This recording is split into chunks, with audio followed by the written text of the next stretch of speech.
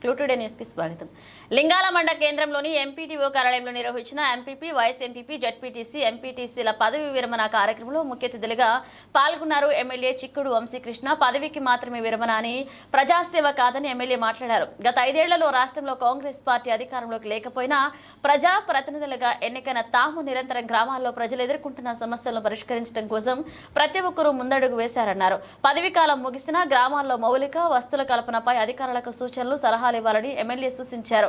ఎంపీటీసీలు 5 ఏళ్ల పదవి కాలంలో ఎదురైన అనుభవాలను సభలో మాట్లాడడం చాలా బాధేసిందని అన్నారు ఎమ్మెల్యే.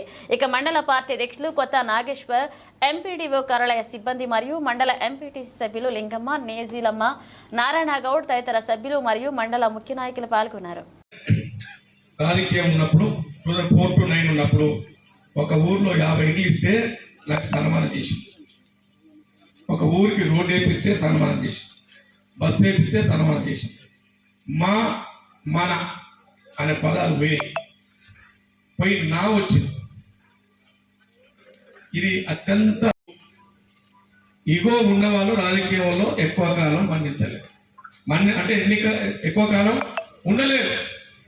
ఇగో అంటే నేను అనేది ఇగో, నేను చేస్తా నాది అనే పదం రాకూడదు. ఈ నేను అనే పదం ఎవరికైతే ఉంటుందో వాళ్ళ రాజకీయాల్లో నాకు తెలుసు 5-6 కన్నా ఎక్కువ ఉంటుంది. మనం మన గల్చేదమన నేను అనే పదం ఉన్నోళ్ళు